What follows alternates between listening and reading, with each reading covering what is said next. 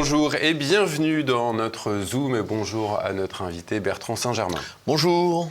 Bertrand Saint-Germain, docteur en droit, élu local, conseil en stratégie juridique. Vous publiez cet ouvrage « La République des juges contre la nation et comment en sortir », édité aux éditions du Verbe, comme d'habitude à retrouver sur la boutique officielle de TV Liberté. Alors Bertrand Saint-Germain, vous dénoncez un détournement du pouvoir par les juges avec ce qu'on a pu observer ces derniers mois, mais on peut remonter encore plus loin avec la condamnation de Marine Le Pen à l'inéligibilité ou l'invalidation de la candidature de Călin Georgescu, c'était il y a quelques mois à la présidentielle en Roumanie. Qu'est-ce que vous répondriez à ceux qui vous diront mais les juges et la justice ont fait leur travail ? Alors, ils ont fait leur travail, ils ont sans doute outrepassé leur travail et leurs fonctions. Le premier point clé à rappeler, c'est que les juges, la justice est un pouvoir subordonné. C'est une fonction que donne le peuple, que donne la nation, pour assurer le bien-être social. Or, dans les deux affaires que vous évoquez, ils ont été bien plus loin. Dans l'affaire de Marine Le Pen, qui entre cette semaine, qui va être jugée de nouveau, comme dans d'ailleurs l'affaire de Nicolas Sarkozy, ce qu'il y a de particulier et qui mérite réflexion, c'est bien cette question de l'exécution provisoire. L'exécution provisoire qui a été prononcée contre Marine Le Pen, c'est une condamnation à mort politique. Ce n'est plus du droit. Marine Le Pen a fait appel de ce jugement de première instance, elle attend d'être rejugée, mais finalement, avant même une décision définitive, on décide que elle ne pourra pas se présenter aux élections. Et d'ailleurs, ce jugement est en contradiction formelle avec ce qu'avait dit le Conseil constitutionnel lorsqu'il avait été saisi de cette question de l'exécution provisoire de l'inéligibilité. Le Conseil constitutionnel avait dit, bon, il ne faut pas que ça remette en cause l'ordre démocratique. Eh bien là, on a des juges qui considèrent qu'il est de leur devoir de sanctionner Marine Le Pen et qui plus est, au-delà même de ce qu'elle aurait pu faire ou pas, de l'empêcher de se présenter au suffrage des Français. Ça, le juge est allé plus loin, il est intervenu, ces juges sont intervenus directement dans l'arène politique. Pour Nicolas Sarkozy, la situation était un peu différente parce qu'il est un peu hors du jeu politique, mais très clairement, on a eu des juges qui voulaient se faire un ancien président. Et d'ailleurs, un juge, le président de la juridiction, qui avait publiquement manifesté contre Nicolas Sarkozy. En Roumanie, bien que la situation soit différente, elle reste semblable. Les médias dominants, reproduisant les propos des gouvernants, prétendent qu'il y aurait eu des ingérences, qu'on n'a toujours pas trouvé d'ailleurs plus d'un an après, et se fondant sur l'existence de ces ingérences supposées, disent eh bien, on cesse le processus électoral, voilà, on y met fin, on renvoie l'élection présidentielle à 4 mois plus tard, et lorsque le candidat qui était arrivé en tête en décembre se présente, on décide que non, il n'a pas les qualités nécessaires pour se présenter.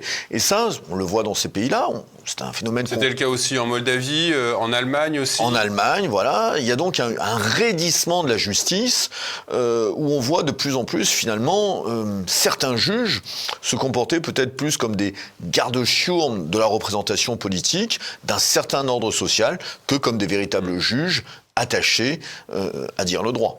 Donc ce pouvoir judiciaire récupéré par les juges au détriment des institutions représentatives, comment cela s'est opéré, en tout cas en France ? Alors, bien sûr, comme dans tout mouvement de ce type, il n'y a pas une date avec un avant-après, on a un mouvement progressif. Des moments symboliques, on les connaît. Pour le Conseil constitutionnel, c'est la double évolution de 1971-1974. Plus largement, c'est l'arrivée aux commandes de la génération de mai 68. Le syndicat de la magistrature est créé en juin 1968, pendant les événements de mai, et puis avec la grande bascule qui résulte de l'arrivée Place Vendôme de Robert Badinter, qui confie purement et simplement au syndicat de la magistrature la gouvernance de l'administration de la justice, qu'il s'agisse des directeur de l'école de la magistrature, de celle de l'application des peines, de l'organisation des mutations, de la hiérarchie. Tout ça est largement aux mains du syndicat de la magistrature et cette génération est montée, et cette génération contrôle aujourd'hui la justice. Elle a construit la réforme du code pénal au milieu des années 90 dans le sens de la défense sociale, c'est-à-dire dans un sens qui prend parti pour le délinquant ou le criminel contre la victime. Et finalement, allons plus loin, c'est l'esprit de ce qu'on a appelé la défense sociale de Baudot. La harangue de Baudot. Voilà. Qui prescrivait aux juges, il leur disait en gros, soyez partiaux. Soyez partiaux. Choisissez le délinquant contre le policier, l'ouvrier contre le patron, l'enfant contre les parents, la femme contre le mari. La lutte des classes. Exactement. On est donc dans une approche marxiste qui a progressivement infusé toute la magistrature française, et on peut dire que si tous ne sont pas morts, tous sont frappés. D'ailleurs, dans l'affaire de l'exécution provisoire de la décision de justice frappant Nicolas Sarkozy, il est intéressant de le remarquer, la juge qui préside la juridiction qui prononce l'exécution provisoire de la sanction de Nicolas Sarkozy, elle n'est pas au syndicat de la magistrature, loin de là. Elle est dans le syndicat réputé modéré, certains considèrent même de droite au regard du syndicat de la magistrature, elle est à l'Union syndicale des magistrats. Et c'est pourtant elle qui prend cette décision. Donc il y a un esprit qui structure la justice, qui est un esprit effectivement marqué par la pensée marxiste ou post-marxiste. Est-ce que vous pouvez revenir sur cette prise de pouvoir par les juges, notamment au Conseil constitutionnel, puisqu'on a vu pendant l'épisode du Covid l'importance qu'avait eu le Conseil constitutionnel, à l'époque dirigé par Laurent Fabius. Vous citiez tout à l'heure ces dates, 1971-1974. Il y a vraiment un renversement avec ces deux dates-là. Oui. En 1971, c'est techniquement ce qu'on appelle l'extension des normes de référence du contrôle, c'est-à-dire que le Conseil constitutionnel ne va plus seulement juger des textes qui lui sont présentés au regard de la Constitution entendue au sens strict, c'est-à-dire les articles 1 à 92 à l'époque, mais également au regard d'un ensemble de textes, la Déclaration des droits de l'homme et du citoyen de 89, le préambule de la Constitution de 1946, les fameux principes fondamentaux reconnus par les lois de la République, un ensemble de dispositions qui... Un fourre-tout philosophique. Voilà, comme le relèvera Édouard Balladur en 1993, des dispositions dont les considérations sont plus philosophiques que juridiques. Concrètement, par exemple, il y a le fameux principe d'égalité. En oubliant que dans la déclaration de 89, ce principe d'égalité, il valide une égalité par catégorie, c'est-à-dire dans les cadres formés par la loi. Il n'y a pas une égalité abstraite, il y a une égalité concrète dans des catégories données. Donc ça, c'est les armes théoriques de l'extension du contrôle. La deuxième étape, c'est 1974, lorsque, finalement, on autorise l'opposition à pouvoir saisir le Conseil constitutionnel. C'est la révision de la Constitution opérée par Valéry Giscard d'Estaing. Donc l'opposition peut saisir le Conseil constitutionnel. Et l'opposition ne va pas s'en priver. C'est normal, l'opposition est minoritaire, sinon elle serait la majorité. Partant de là, elle fait de l'obstruction. Elle fait de l'obstruction et elle cherche à obtenir sur le tapis vert, devant le juge, une victoire qu'elle ne peut pas obtenir démocratiquement puisqu'il est minoritaire. Et à partir de là, il y a une extension des saisines du Conseil constitutionnel et celui-ci va développer tout au cours des années 80 et 90, tout un contrôle extensif de la loi allant jusqu'à dire aux législateurs et aux gouvernants comment ils doivent rédiger la loi. C'est ce qu'on appelle la conformité sous réserve. Le Conseil constitutionnel explique que telle disposition votée dans la loi ne sera conforme à la Constitution que si elle est appliquée de telle façon. Voilà, la dérive est intervenue à cette date-là, et puis, disons-le, il y a aussi un très fort manque de courage des hommes politiques, parce que la décision du Conseil constitutionnel, elle peut être cassée, et c'est déjà arrivé. On peut passer outre la décision du Conseil constitutionnel. Il faut le rappeler, c'est arrivé en 1993. Il y avait déjà une réforme du droit d'asile. Elle était dans la loi Pasqua sur l'immigration de juillet 1993, que le Conseil constitutionnel, heureusement dirigé et présidé par Robert Badinter, devait censurer en août 1993, 4 semaines plus tard. Eh bien, Édouard Balladur, alors Premier ministre, ne s'en est pas laissé compter, il n'est pas resté sur cette position.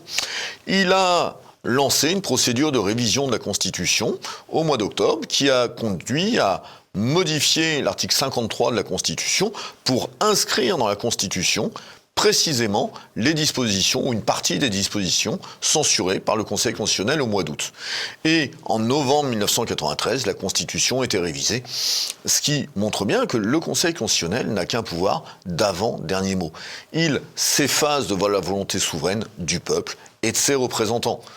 Le juge reste un pouvoir subordonné. Il est normal qu'il tranche les litiges qui lui sont donnés, mais il doit être ramené à sa juste place. Alors vous rapportez certains propos de Jean-Yves Le Gallou, excusez-moi, qui dirige la Fondation Pollemia et qui anime également avec Floriane Jeannin notre émission Immédiat. Il estime que cette prise de pouvoir des juges n'a été possible que grâce à l'appui des médias. Alors quel rôle ont-ils joué ?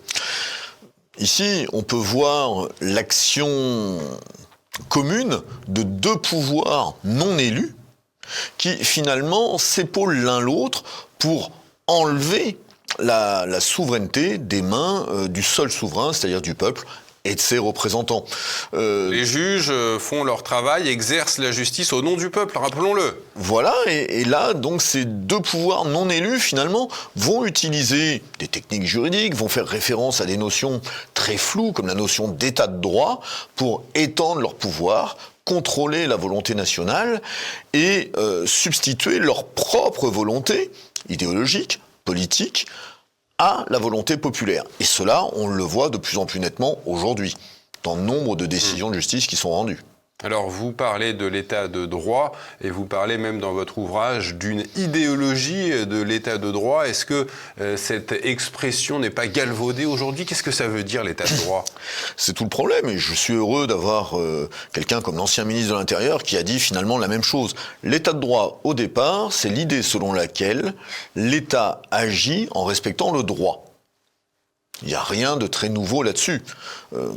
C'est la logique de l'habeas corpus, par exemple, qui explique que lorsqu'une personne est mise en détention, c'est un texte qui remonte à 1679 au Royaume-Uni, qui dit simplement que lorsqu'une personne est arrêtée, elle doit être présentée dans les 48 heures devant un juge afin que le maintien en détention soit le fait du juge et non l'arbitraire de la volonté de celui qui enferme. Cette même logique est consacrée également par la déclaration de 89, mais c'est enfoncer une porte ouverte. Ça fait partie des choses qui ont toujours été considérées comme normales, pas d'abus de droit. Donc, simplement, aujourd'hui, il n'y a pas de catalogue, il n'y a pas d'encyclopédie qui nous dirait ce qui relève de l'état de droit et ce qui n'en est pas. L'état de droit, c'est le respect. On décide. En principe, l'état de droit, c'est le respect de la loi telle qu'elle a été votée par la représentation nationale. L'Union soviétique était un état de droit, le Troisième Reich était un état de droit. D'un strict point de vue technique, oui. Mais ici, on a des juges qui s'arrogent la liberté et le pouvoir de considérer que les lois qui sont votées, finalement, ne sont pas bonnes parce qu'elles ne respecteraient pas l'état de droit. On en a eu un exemple avec l'amendement Philippine. Cet amendement qui avait été voté par la représentation nationale pour permettre d'étendre la durée du maintien en rétention d'un étranger sous OQTF. Et comme l'Union européenne nous l'y autorise, le maintien peut aller jusqu'à une durée de 9 mois pratiquement.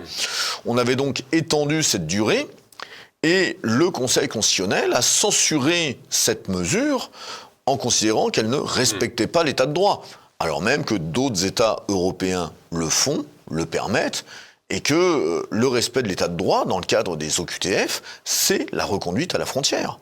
En fait, ce renversement, on est passé du droit de l'État à l'état de droit. Avant, c'était l'État qui dirigeait, maintenant, c'est le droit, enfin, ce qu'on y met, quoi.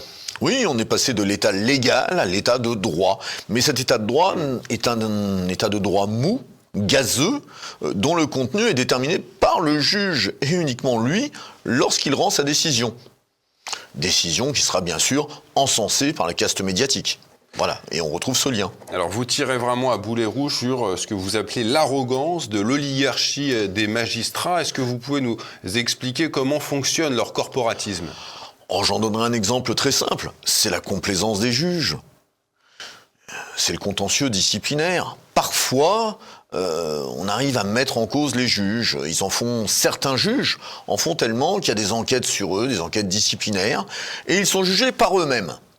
Alors, on sait qu'être jugé par ses pairs, il y a toujours deux écueils. Soit les pairs sont trop sévères, soit ils sont trop complaisants. Eh bien, en ce qui concerne les magistrats, ils ont évité la sévérité. On a des exemples, j'invite d'ailleurs ceux qui nous regardent à aller consulter le site du Conseil supérieur de la magistrature et de regarder les sanctions prononcées sur les juges. Par exemple, trafic d'influence, défaut d'impartialité. Ce qui pour un juge est quand même quelque chose d'assez grave. Et au-delà de la personne, c'est grave pour tous les justiciables. Oui. Parce que pour une affaire qui est prouvée, on est légitime à penser qu'il y en a eu d'autres pour lesquelles on ne l'a pas vu. Eh bien, quelle est la sanction pour cette grave violation de la justice ? Un déplacement de juridiction. Oui. Voilà, même chose pour d'autres magistrats convaincus de harcèlement sexuel ou de management toxique. Là aussi, que fait-on ? On les déplace. Dans n'importe quelle organisation sociale, et même dans l'administration, d'autres fonctionnaires, parce que les juges restent des fonctionnaires, ils n'aiment pas trop qu'on leur dise, mais ce sont des fonctionnaires. Ils préfèrent qu'on dise magistrats. Dans n'importe quelle administration, un fonctionnaire qui se rend coupable de telles actions est très lourdement sanctionné, allant jusqu'à la révocation. Chez les juges, c'est beaucoup plus rare. Voilà un exemple de cette manière de s'auto-juger, de cette suffisance d'une certaine partie de la justice, oui. Vous mettez en valeur ce petit tableau du nombre de saisines du Conseil supérieur de la magistrature par les justiciables. Entre 2011 et 2024, nombre de saisines, plus de 4700, et des audiences disciplinaires, il n'y en a eu que 9. Et une condamnation. Et là, il s'agit des cas où ce sont des justiciables qui ont saisi le Conseil supérieur de la magistrature en disant, là, dans cette affaire, il me semble quand même qu'il y a un problème. Eh bien, sur ces plusieurs milliers de saisines, à peine une centaine est remontée au Conseil supérieur de la magistrature, et une a donné lieu à sanction. Et alors, vous mentionnez... Oui, excusez-moi. Le juge a été averti. Oui. Quand même. Et vous parlez aussi, évidemment, de la franc-maçonnerie. Et là, vous exigez, vous demandez qu'il y ait quand même un minimum de transparence. Pourquoi la franc-maçonnerie caractériserait un parti pris ? Alors, la franc-maçonnerie dans la justice, évidemment, souffre ou gagne de son opacité. Par définition, lorsqu'il y a un procès, il y a un heureux... Ils vont vous dire, nous, on est très ouverts, venez nous voir, vous pouvez assister. Tout à fait. Il y a un heureux et un malheureux. Et celui qui perd, par définition, va accuser l'autre, le juge, la terre entière. Simplement, ici, c'est la culture du secret qui pose problème. Or, il est des pays, la Roumanie notamment, ce qui n'empêche pas toujours la partialité, voire le Royaume-Uni, où les juges, notamment, sont tenus de faire part de leur appartenance. La Roumanie est très intéressante parce que, au-delà de l'appartenance à la franc-maçonnerie, c'est toutes les appartenances à des associations politiques, sociales, culturelles que les juges doivent mentionner. Cela fait partie de leur déclaration d'intérêt. La déclaration d'intérêt est rendue publique et librement accessible pour tous les justiciables. Ce qui permet, le cas échéant, dans une affaire, si l'on sait que le juge a cette orientation, eh bien, on peut demander sa récusation en disant non, je demande à ce que ce juge ne statue pas dans cette affaire. Et ça, en France, on en est loin. En France, on en est très loin. Et les magistrats sont tous de grands démocrates, on n'en doute pas, mais récuser un juge, ça finit toujours par une accusation de complotisme, de démagogie, de populisme. Pourquoi pas de complotisme d'ailleurs ? Voilà. C'est de grands démocrates, mais qui récusent l'élection. Voilà, qui n'aiment pas qu'on discute leur pouvoir. Voilà, ils sont démocrates jusqu'à ce qu'on discute leur pouvoir. Alors évidemment, il est question aussi des instances judiciaires à l'échelon européen. On sait que la norme européenne domine la norme nationale. Et vous dites que les juges européens sont réellement formatés pour juger toujours contre la nation. D'abord, on ne mord pas la main qui nous nourrit. La raison d'être d'une structure supranationale, c'est de développer une approche supranationale. Et d'un strict point de vue technique, cela se comprend. Il y a des règles européennes qui ont vocation à s'appliquer partout en Europe. Et les litiges qui pourraient survenir à l'occasion de sa mise en œuvre, doivent être tranchés. il est logique, il est normal, il est naturel qu'il soit tranché de la même façon. Sinon, il n'y aurait pas un droit européen, mais 27 applications nationales du droit européen. Donc, d'un strict point de vue technique, il est logique et naturel d'exprimer la prééminence de ces règles et de l'interprétation de ces règles par le juge européen. Simplement, d'un point de vue politique, la chose est complètement différente. Parce que d'un point de vue politique, c'est considéré qu'il n'appartient plus à un peuple, à une nation, de déterminer ses propres règles. Et ça, c'est politiquement inacceptable, évidemment. Alors, vous dites qu'il est aujourd'hui quand même possible de contrer les juges. Alors, quels sont les outils à disposition du citoyen ? À disposition du citoyen, lui tout seul, en France aujourd'hui, il n'y en a pratiquement aucun. Simplement, si l'on regarde au-dessus du citoyen, donc dans la classe politique, vers le Parlement, et si on regarde au-delà de la France dans les autres pays, et si l'on prend en compte les différentes expériences historiques que nous connaissons, oui, des moyens existent qui permettent de limiter la situation actuelle, voire de la corriger, pour que remettre le juge à sa place, à savoir qu'il est une place subordonnée à l'intérêt collectif, à l'intérêt social et à la vie de la nation. Alors, des pistes, il y en a plusieurs. Il y a évidemment la possibilité de destituer des juges. Le président du Salvador, Nayib Bukele, l'a évoqué, il dit « Vous ne pourrez pas réformer le pays », a-t-il encore déclaré à l'automne dernier, « vous ne pourrez pas réformer le pays si vous ne destituez pas les juges corrompus ». Or, la corruption, c'est pas seulement la corruption économique, financière. La corruption, c'est aussi substituer son interprétation de la loi à l'interprétation qui en a été donnée par les élus de la nation. Et il y aura, dans les 18 mois qui viennent, d'importantes échéances électorales. Au-delà des Français, il est important qu'ils fassent remonter ça vers leurs dirigeants. Les dirigeants français doivent avoir conscience que la réforme du pays passera nécessairement par un bras de fer avec cette République des juges, pour les ramener à leur place, qui est une place importante, qui est une place fondamentale dans l'ordre social, mais qui reste une place subordonnée. Et cette place du juge, l'héritage de 1789, dites-vous, pourrait servir à remettre à leur place justement ces magistrats ? Oui.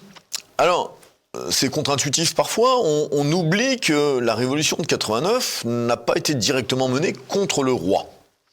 Ça, c'est le verbiage républicain qui nous l'apprend, mais la Révolution souhaitait d'abord un profond changement de société, de rénovation des structures et de son fonctionnement.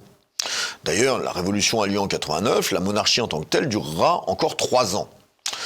En revanche, dès les premiers jours de la Révolution, dès l'été 89, le système judiciaire d'Ancien Régime est mis à bas. Dans l'abolition des privilèges, on dit bien qu'il n'y aura ni corporation, ni jurande, ni tribunaux, ni cours. Tout cela est mis à bas. Et on reconstruit un ordre juridictionnel, alors qui ne donnera pas totalement satisfaction parce que la Révolution va très vite tomber dans la guerre intérieure, contre les dissidents de l'intérieur, les fédéralistes, les Vendéens, les Lyonnais, et puis la guerre extérieure. Et donc, pour retomber très vite dans les mains de l'empereur, du premier consul d'abord, et de l'empereur ensuite, qui verront tout l'intérêt qu'il y a à avoir un juge à la main du pouvoir. Mais dans ce cours intermède de 91-95, l'organisation de la justice, qu'est-ce que c'est ? Eh bien, on met fin au juge permanent. Le juge est élu, il est élu par les citoyens, ce n'est pas un professionnel. Et donc, comme le juge est élu, il est amené à rendre des comptes. Et on dit bien, en suivant les intuitions de Montesquieu, parce qu'on ne va pas lire ce que dit vraiment Montesquieu sur les juges, eh bien on explique que désormais il faut de la conciliation et non pas du recours au juge. Et l'action du juge, d'ailleurs, l'action en justice, est gratuite avec la Révolution. La conciliation, c'est la médiation ? Oui, on va devant le juge de paix qui va trancher le litige et non pas devant un juge au sens d'une juridiction. D'ailleurs, on se rapproche du modèle romain. À Rome, il n'y a pas de juge au sens d'une magistrature élective professionnelle.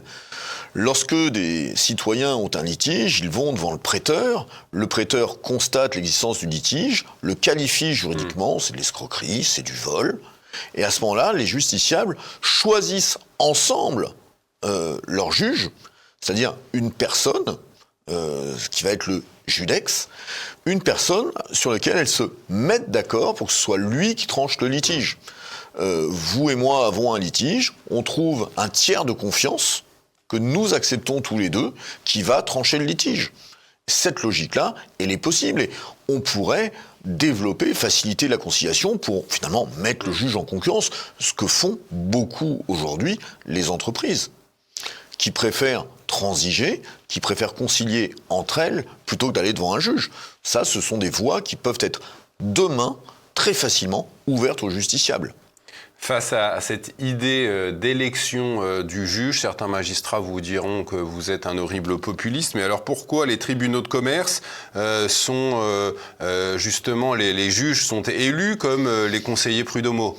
Voilà, alors ils sont élus depuis quelques années un peu plus indirectement, c'est une élection à 2 crans, mais effectivement ils sont élus.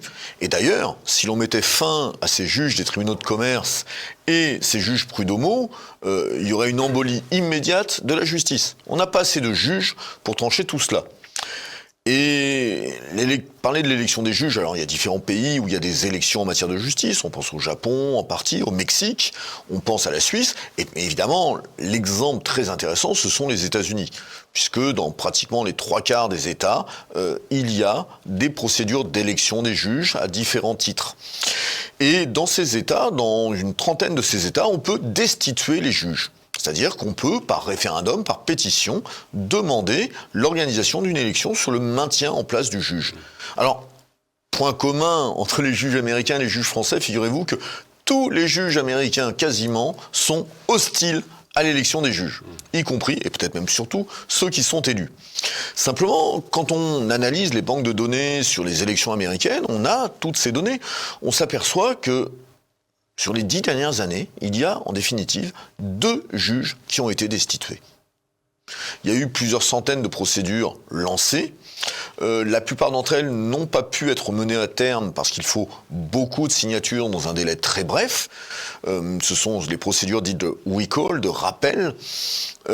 Mais sur celles qui ont été organisées, eh bien, on en a une dizaine organisées qui ont touché les juges. 4 ont préféré démissionner, considérant que leur affaire était mal engagée.